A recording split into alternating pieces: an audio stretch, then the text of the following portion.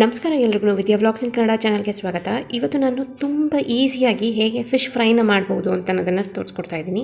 ಇಲ್ಲಿ ನಾನು ಒಂದು ಅರ್ಧ kg ಮೀನನ್ನು ತೊಗೊಂಡಿದ್ದೀನಿ. ಫಿಶ್ ಫ್ರೈನ ಹೇಗೆ ಮಾಡೋದು ಅಂತ ನೋಡೋದಕ್ಕಿಂತ ಮುಂಚೆ ನೀವು ಇನ್ನೂ ನನ್ನ ಚಾನಲ್ಗೆ ಸಬ್ಸ್ಕ್ರೈಬ್ ಆಗಿಲ್ಲ ಅಂದರೆ ಈ ಕೂಡಲೇ ಸಬ್ಸ್ಕ್ರೈಬ್ ಮಾಡ್ಕೊಳ್ಳಿ. ಹಾಗೆ ಪಕ್ಕದಲ್ಲೇ ಬರುವಂಥ ಗಂಟೆನ ಬಡಿ ಅದನ್ನು ಮರಿಬೇಡಿ.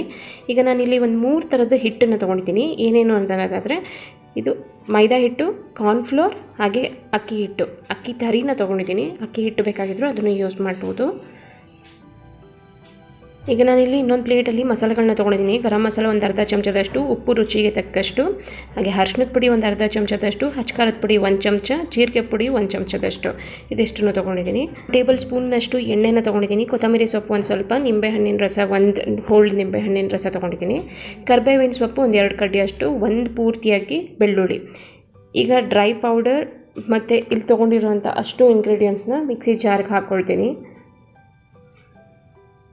ಕಾರ್ನ್ಫ್ಲೋರ್, ಮೈದಾ, ಅಕ್ಕಿ ತರಿ ಇದೆಲ್ಲನೂ ಹಾಕ್ಕೊಳ್ತಾ ಇದ್ದೀನಿ. ಬೆಳ್ಳುಳ್ಳಿ, ಶುಂಠಿ ಹಾಕ್ಕೊಳ್ಳೋರು ಶುಂಠಿನೂ ಸಹ ಹಾಕ್ಕೊಳ್ಬೋದು. ಕೊತ್ತಂಬರಿ ಸೊಪ್ಪನ್ನ ಹಾಕ್ಕೊಳ್ತಾ ಇದ್ದೀನಿ. ಈಗ ಕರಿಬೇವಿನ ಸೊಪ್ಪು, ಎಣ್ಣೆನೂ ಇದಕ್ಕೆ ಹಾಕ್ಕೊಳ್ಳಿ. ನೀರೇನೂ ಹಾಕಕ್ಕೆ ಹೋಗಬೇಡಿ, ಬರೀ ಎಣ್ಣೆ ಮತ್ತು ನಿಂಬೆಹಣ್ಣಿನ ರಸದಲ್ಲೇ ಇದನ್ನು ರುಬ್ಕೊಳ್ಳೋಣ. ನೋಡಿ, ಈ ರೀತಿ ತರಿಯಾಗಿ ಆದರೆ ಸಾಕಾಗತ್ತೆ. ಈಗ ನಾನಿಲ್ಲಿ ಎಲ್ಲ ಮೀನು ಒಂದು ಪ್ಲೇಟ್ಗೆ ಹಾಕ್ಕೊಂಡು ಈ ಮಸಾಲ ಏನು ನಾನು ರುಬ್ಬಿಟ್ಕೊಂಡಿದ್ದೀನಲ್ಲ ಇದನ್ನು ಸ್ವಲ್ಪನೇ ಹಾಕ್ಕೊಂಡು ಒಳ್ಳೊಳ್ಳೆ ರೀತಿಯಲ್ಲಿ ಮಸಾಜ್ ಕೊಡೋ ಥರ ಇದನ್ನು ಅಪ್ಲೈ ಮಾಡ್ಕೊಳ್ಳೋಣ. ಪೂರ್ತಿಯಾಗಿ ಈ ಮಸಾಲ ಎಲ್ಲ ಮೀನು ಒಳಗಡೆ ಉಪ್ಪು ಖಾರ ಎಲ್ಲ ಹೀರ್ಕೊಳ್ಳೋ ರೀತಿಯಲ್ಲಿ ಹಾಕ್ಕೊಳ್ಬೇಕಾಗತ್ತೆ. ಈಗ ಒಂದು ಸೈಡೆಲ್ಲ ಹಾಕ್ಕೊಂಡಿದ್ದಾದಮೇಲೆ ನಾನು ಇನ್ನೊಂದು ಸೈಡ್ಗೂ ಅದೇ ರೀತಿಯಲ್ಲೇ ಹಚ್ಕೊಳ್ತೀನಿ.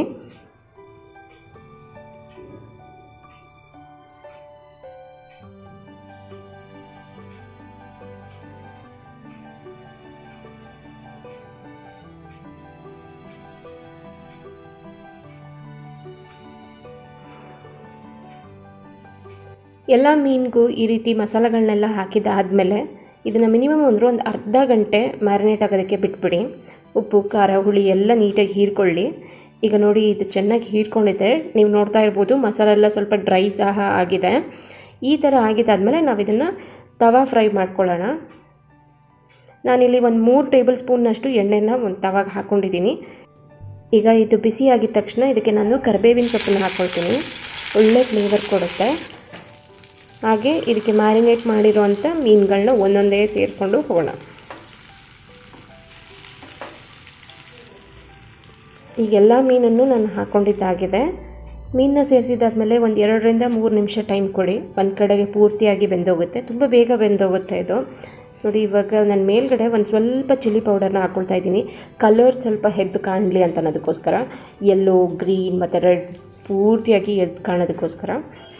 ಈಗ ಇದು ಇನ್ನಷ್ಟು ಕಲರ್ಫುಲ್ಲಾಗಿ ಕಾಣ್ತಾ ಇದೆ. ಮತ್ತು ಇದನ್ನು ಇನ್ನೊಂದು ಕಡೆಗೆ ಫ್ರೈ ಮಾಡ್ಕೊಳ್ಳೋಣ. ನಾನು ಇನ್ನೊಂದು ಕಡೆಗೆ ತಿರುಗಿಸ್ತಾ ಇದ್ದೀನಿ ಇವಾಗೆಲ್ಲ ಮೀನು.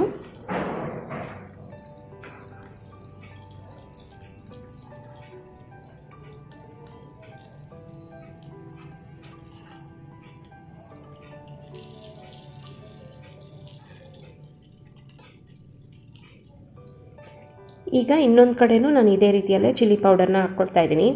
ಇವಾಗ ಲಾಸ್ಟ್ ಸ್ಟೇಜಲ್ಲಿ ನಾವು ಹಾಕೋ ಚಿಲ್ಲಿ ಪೌಡರ್ ಬಂದು ಪೂರ್ತಿಯಾಗಿ ಒಳಗಡೆಗೆಲ್ಲ ಪೆನಿಟ್ರೇಟ್ ಆಗಲ್ಲ, ಬರೀ ಮೇಲೆ ಮಾತ್ರ ಇರುತ್ತೆ. ಮೇಲೆ ತಿನ್ನಬೇಕಾದ್ರೆ ಸ್ವಲ್ಪ ನಿಮಗೆ ಸ್ಪೈಸಿನೆಸ್ ಅಂತಲೂ ಅನಿಸುತ್ತೆ. ಹುಳಿ, ಉಪ್ಪು, ಖಾರ ಎಲ್ಲನೂ ಪರ್ಫೆಕ್ಟಾಗಿರುತ್ತೆ. ನೀವು ಮಸಾಲ ಅಪ್ಲೈ ಮಾಡಬೇಕಾದ್ರೆ ಒಂದು ಸತಿ ಟೇಸ್ಟ್ ಮಾಡ್ಕೊಳ್ಳಬಹುದು, ಗೊತ್ತಾಗುತ್ತೆ. ಇವಾಗ ನಾನೊಂದು ಫೋರ್ಕಲ್ಲಿ ಚುಚ್ಚಿ ನೋಡ್ತಾ ಇದ್ದೀನಿ ಬೆಂದಿದೆಯಾ ಅಂತ. ಈಸಿಯಾಗಿ ಹೋಗ್ತಾ ಇದೆ ಅಂದರೆ ಬೆಂದಿದೆ ಅಂತ. ಸೊ ಇದು ಇವಾಗ ಚೆನ್ನಾಗಿ ಬೆಂದಿದೆ.